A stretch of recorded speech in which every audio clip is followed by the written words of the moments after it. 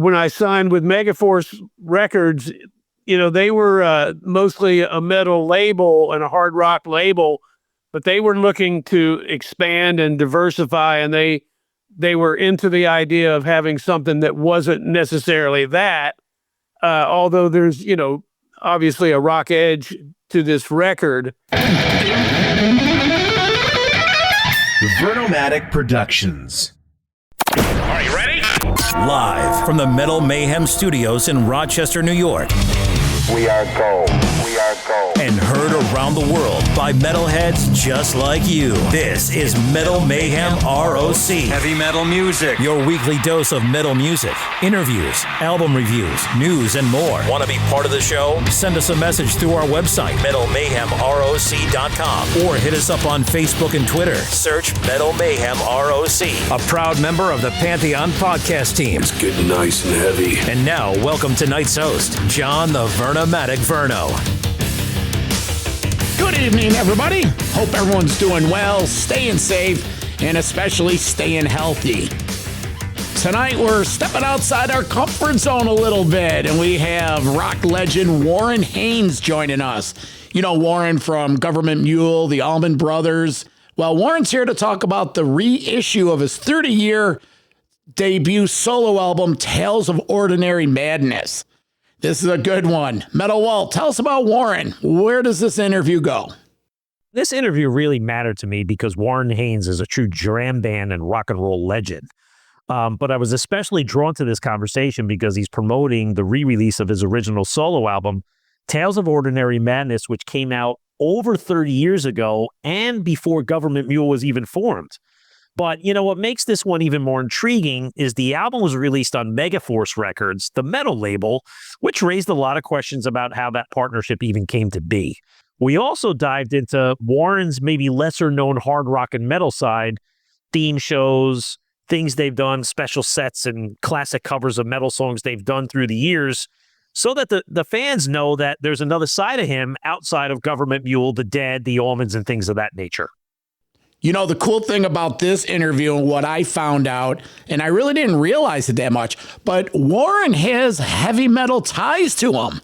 Back when this album was released, it was on Megaforce Records, which is a prominent heavy metal label. Johnny Zazula, Marshall Zazula. Well, at the time, he joined that label, and he talks about the relationship he had with some of the metal bands and the metal vibe, if you will. But before we jump into it, just want to let you know that Metal Walt is joined tonight by our colleague and friend Kenny Kessel from the Metal Voice. Kenny was instrumental in organizing this interview, so Metal Walt invited him to join the fun. So here you go, Metal Walt, Kenny Kessel, and Warren Haynes, Metal Mayhem ROC. Warren, welcome to Metal Mayhem ROC. How you doing today? Good. Hey, Warren, you've been part of so many legendary chapters, but today's focus is about Tales of Ordinary Madness. So before we dig in, what does this album represent to you now, 30-something years later, and kind of what is the purpose and the scope of the re-release? Well, they say you only make your first album once, so there's a lot of pressure that goes into choosing the songs and choosing the producer and the musicians that are going to appear on it and what direction you're going to take the music, because for someone like myself who writes songs in a lot of different directions, it was a challenge to make that decision. What am I going to come out of the chute with? What's going to represent me as a new artist? When I signed with Megaforce Records, they were mostly a metal label and a hard rock label, but they were looking to expand and diversify, and they were into the idea of having something that wasn't necessarily that, although there's, obviously a rock edge to this record, but they were great about letting me do what I wanted to do, but very encouraging in giving their opinions about which songs they love the most. But it was a fun experience. I was very happy with the record, but I always felt like especially if a few years later when I would hear it back, it kind of had a timestamp on it because it, from a mix standpoint, it was mixed in a way that sounded like records sounded at the end of the 80s and the beginning of the 90s. That changed a few years later, and records started sounding more organic again. And I always thought it would be great to remix this record with a more organic approach. So I ran into Misty Colasso, who owns Megaforce Records now. I ran into her at the Beacon Theater at a benefit, and I brought up the fact that I'd always thought about remixing it, and she smiled and said, "I've always thought that too, let's do it." And so we just decided to do this. Warren, you've done, obviously you love metal or you like it because you do some Sabbath stuff. I've seen you do AC/DC at the Beacon. I've seen you do Aerosmith. So did you have any like reservations about jumping on with John and Marsha on a metal label with like Megaforce?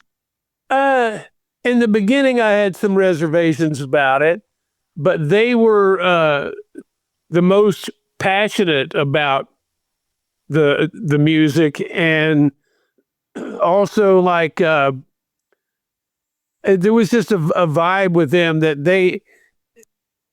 they were hands-on. You know, they like to get involved and make things happen, and they had a point to prove.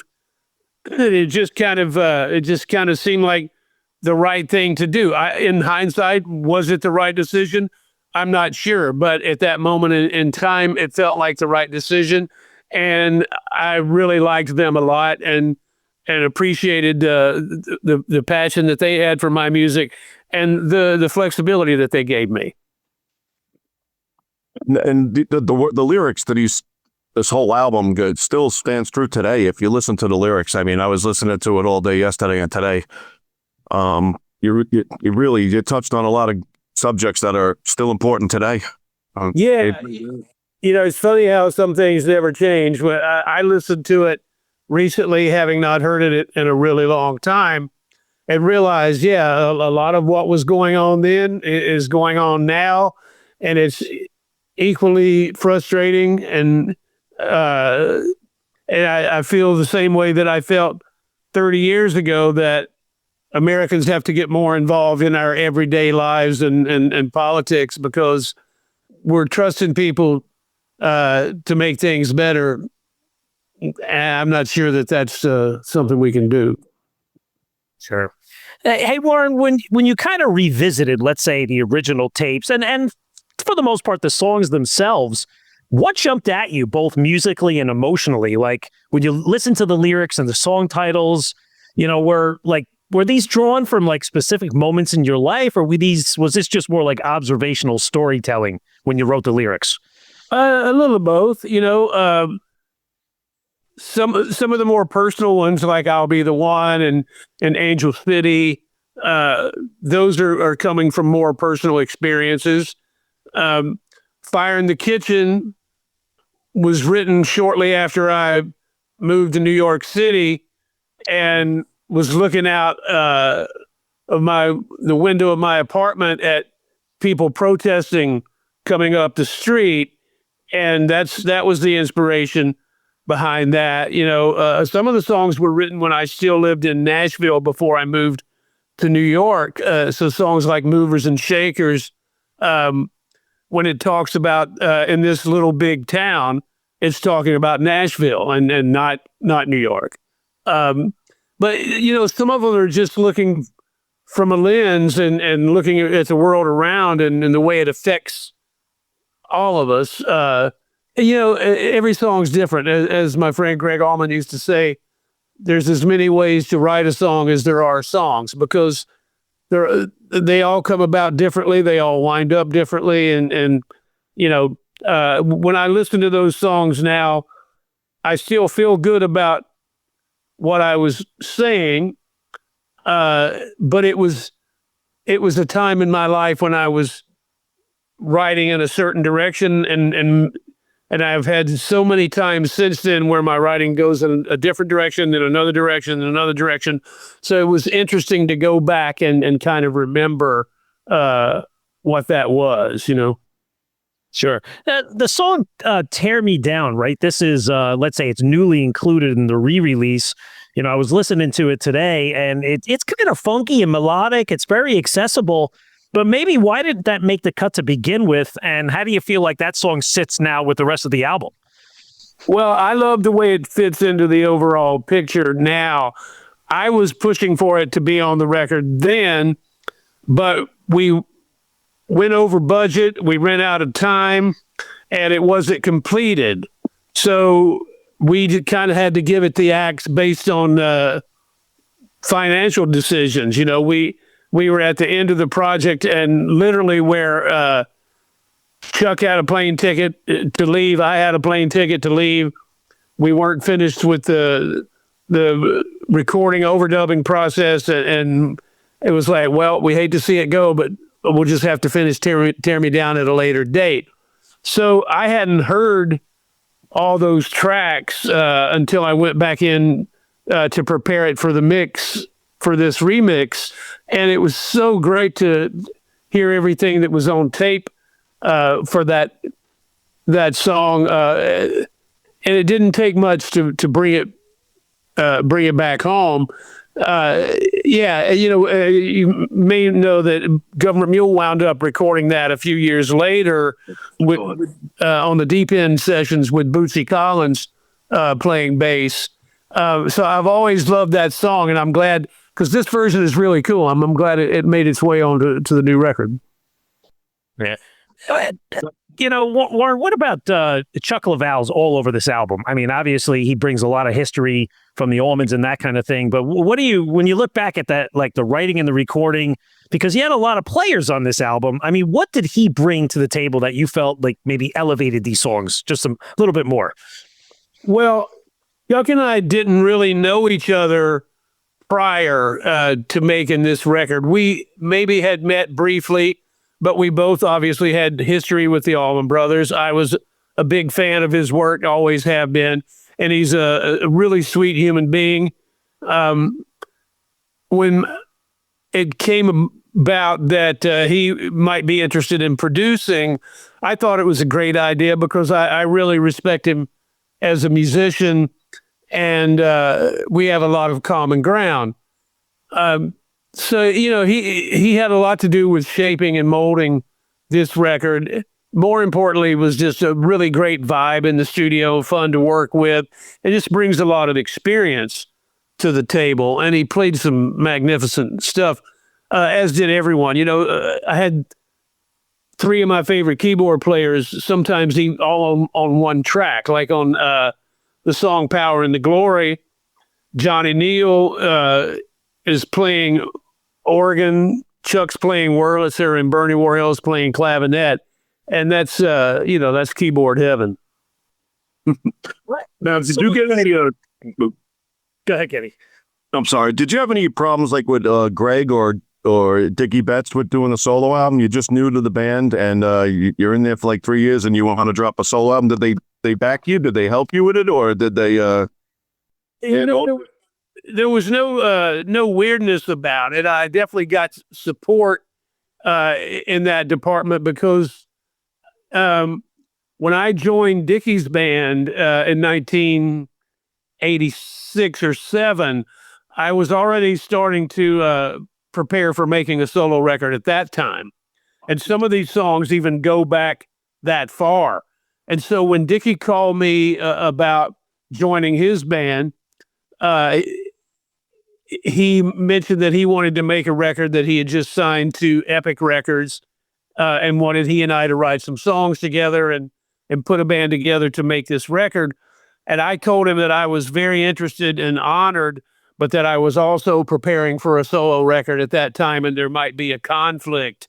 And so we kind of worked through it.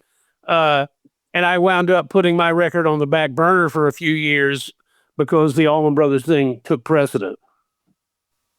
But Warren, do you look at this album as sort of like the creative bridge that eventually led you to Gov't Mule? Like, and maybe a different way to say it was Gov't Mule already in your like plans? Like, did you have the seed planted here? Like, and was this just a natural progression here? It was more of a natural progression. The Gov't Mule had not entered our minds yet at this point.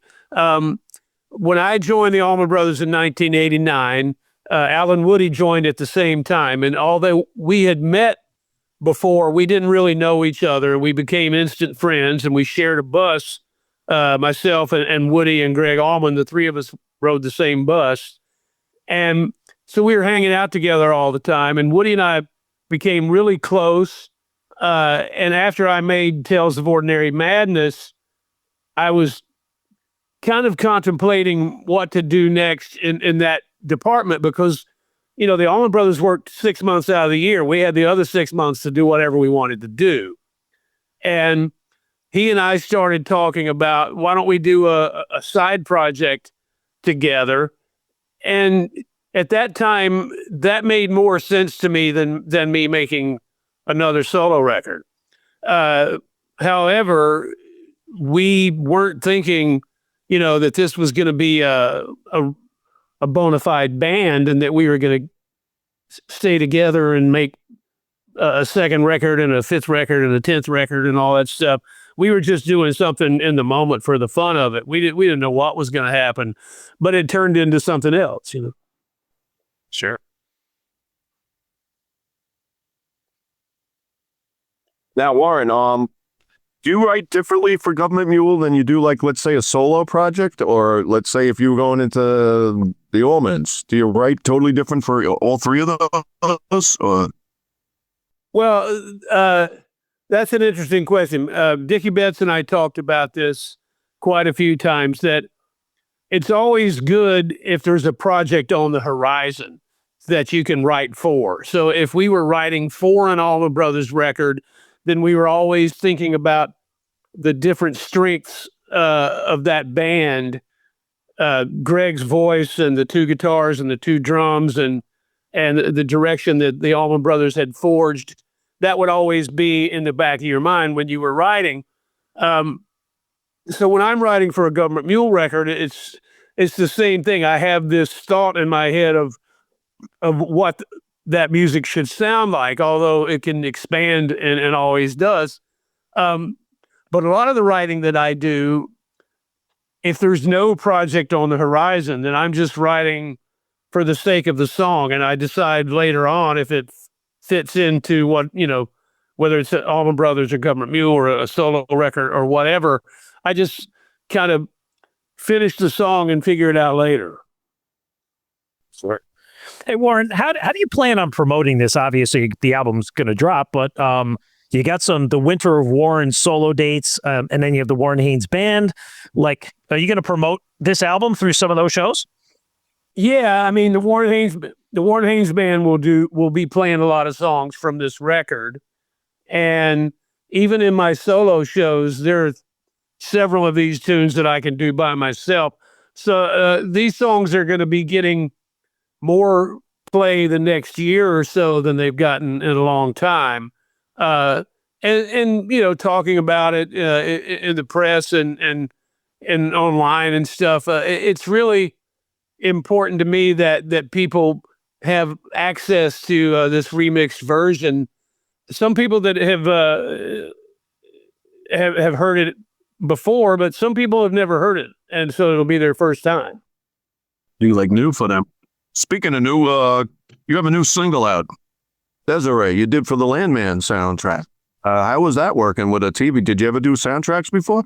I've had a couple here and there, but I'm friends with Billy Bob Thornton, and we've written a couple of songs together in the past. And he, some people remember he did a guest vocal kind of narration on this song called "The River Only Flows One Way" on the last Gov't Mule record. We've known each other a long, long time, and Billy's a musician and drummer, and music was his first passion. And so he called me when they were filming Landman and said, "Hey, I've got an idea for a song. If I send it to you, you want to finish it and maybe record it for the soundtrack, you know?" So it just kind of came about organically. I'm happy with the way it turned out. It was just me in the studio is very stripped down, acoustic and slide guitar and some like tiny bit of percussion. And I thought about making it more than that, but it just felt cool, and I decided to stay with it. A beautiful song. It really fits in with the show. Thanks. Good show. Hey, Now you- go ahead, Kenny. I was just going to talk about Stephen Colbert. How did that come about? You jumped in on the Late Show. Yeah. A little residency, a couple of nights? Yeah, just the one night. I thought it was two. Okay, no, I'm sorry. Well, it was going to be one night, and they moved it to the next night. But it came about because I'm friends with Louis Cato, the band director on that show, and he and I played together before, and we ran into each other at the Soho sessions, I guess a month or two ago, and we're just chatting, and he mentioned, "Hey, why don't you come down and sit in with the band because the show's going away?" And I was like, "Yeah, that sounds fun." And then we started talking about him guesting with Gov't Mule at the Beacon for our New Year's shows, and we were doing this theme of 1971, and I made a big list of songs from 1971, and it included an Al Green song and two Marvin Gaye songs, and I needed somebody, a guest artist, to sing those songs, and I thought, well, Louis would be perfect, and so he came down and was fantastic on that.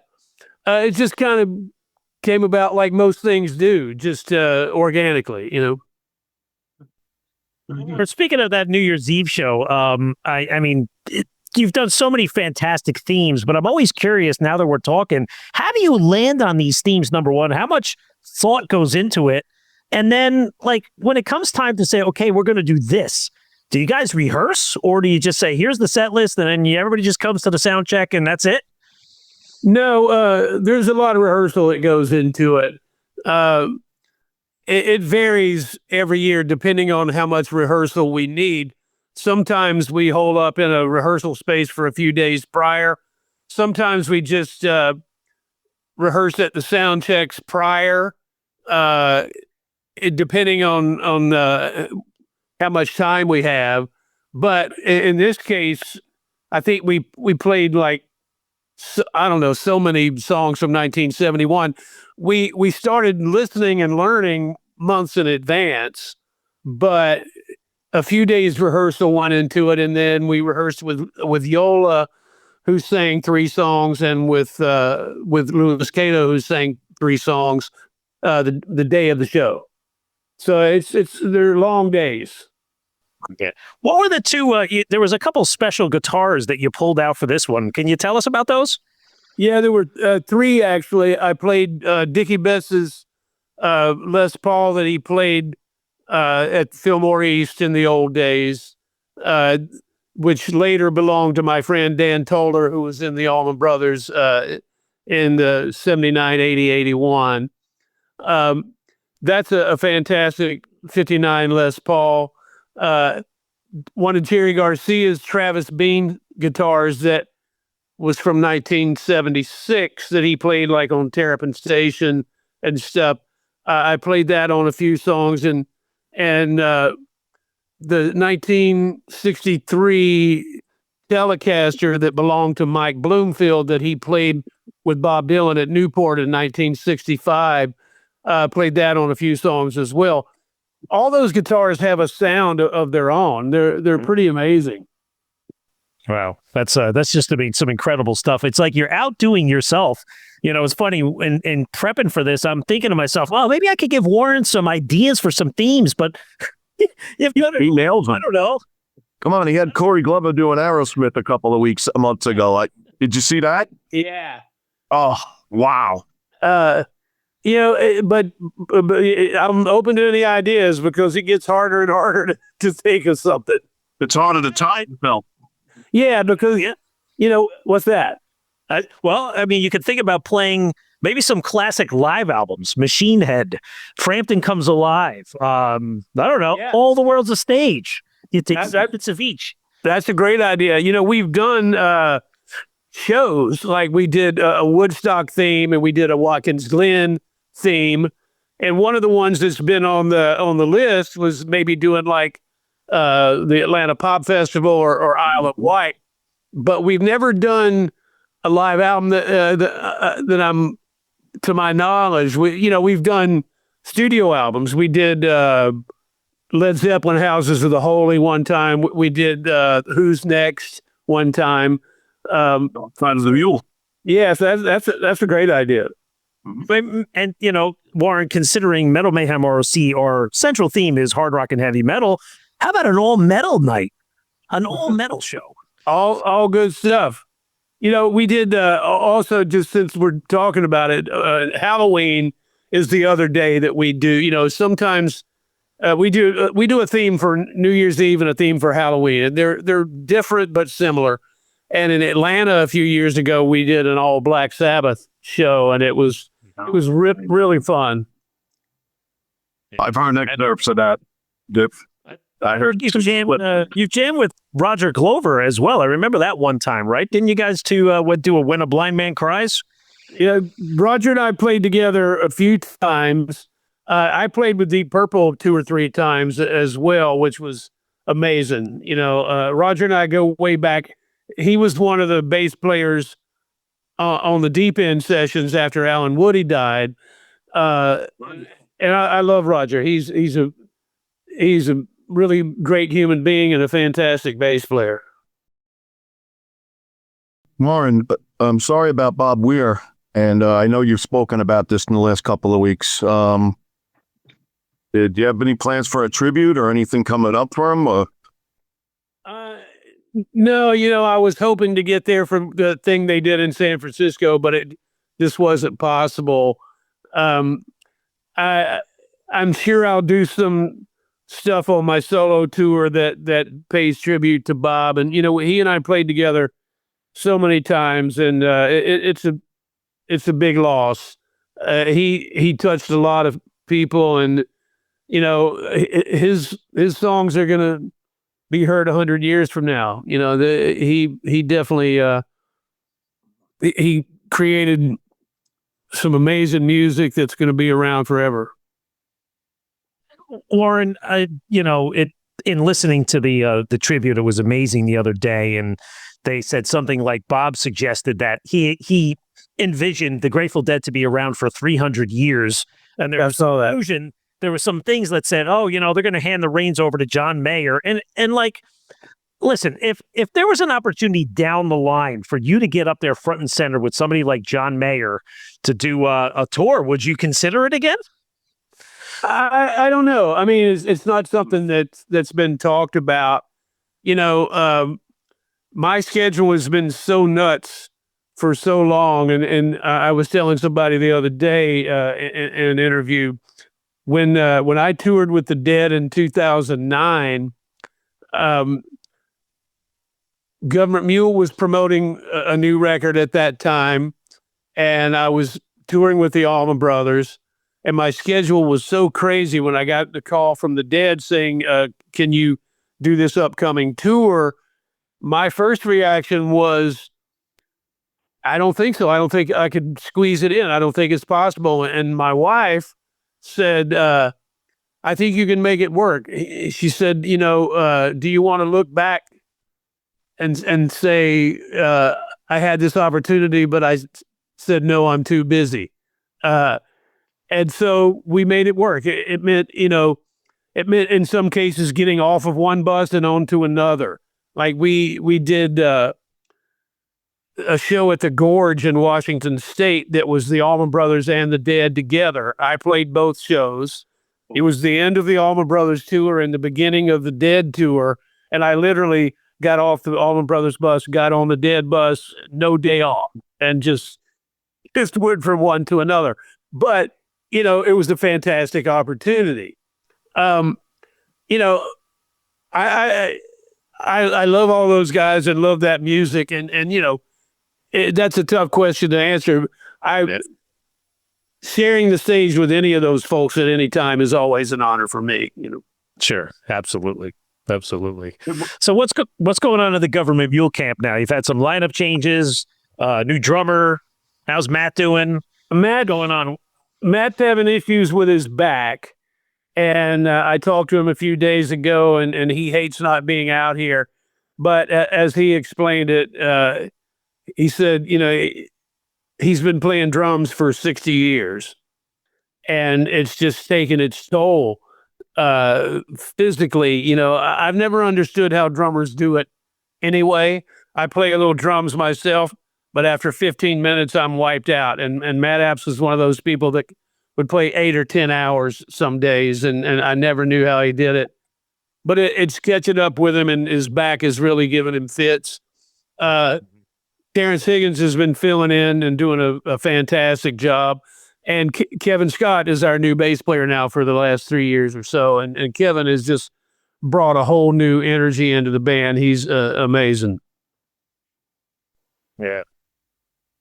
Now, Warren, you mentioned your wife before she's your manager, correct? Yeah. How do you find working with your wife as your manager? Do you find it easy? Do you find it difficult? Yes. Yes, and to both. Be very careful, Warren. Well, it's funny you bring that up. When my wife, when we met in 1989, she was just starting to work for Island Records doing A&R, and she worked for Island for a few years, and then she left to start her own management company. In the beginning, we vowed to not work together, just to keep our things separate. And that's the way we thought it was going to stay. And then in 1995, Gov't Mule had made our first record and was doing a tour. And the manager for Gov't Mule at that time was my manager, who I had since before Gov't Mule formed. And Alan Woody and Matt Apps were not happy with him as a manager. And so they came to me one day on the bus and said, "Hey, we need to talk to you about something." And I said, "Okay." And they said, "Well, we want to change management. What do you think about Stephanie managing our band?" And I said, "Well, if you're asking me if I think she'll do a great job, yeah, I think she will. But it also puts me in a position of not being able to fire my manager."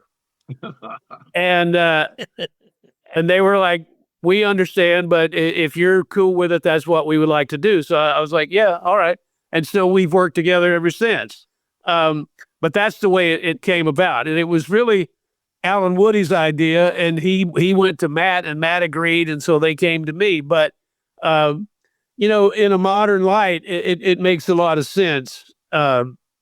Because the music business is different these days, and it's really great to have someone you completely trust in your corner. Absolutely.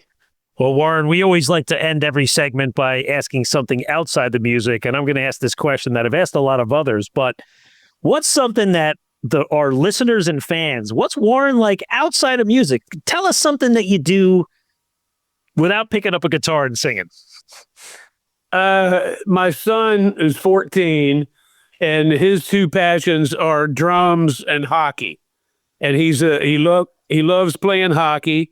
And so I go to his hockey games. I take him to some of the games. I was not a hockey fan 5 years ago, but now I am. And so we go to Rangers games together. I go to as many of his games as possible. And growing up in the South, that's not something that I ever thought that I would say that I become a big hockey fan, but that's the way it is. Well, you and Kenny have something in common. You're both Rangers fans, but I, on the other hand, I'm an Islander fan, so we got a little rivalry. Yeah. Now, I didn't see that coming. I would have thought the Devils. Oh, no. Islanders fan. Well, Warren, again, thanks for hanging with us today. And again, congratulations on the re-release of the album. It's been an honor to speak to you, and we hope to have you again down the line on the show. So, and to everybody else listening, make sure you stay plugged into Warren's doing next, because he's always got something going on. Metal for life. Thank you for listening to Metal Mayhem ROC. Check out our website at metalmayhemroc.com for information on podcasts, archives, links to all our live radio shows, and all sorts of info. Please like, follow, and share with everyone, even your non-metal friends. And always remember to keep it heavy.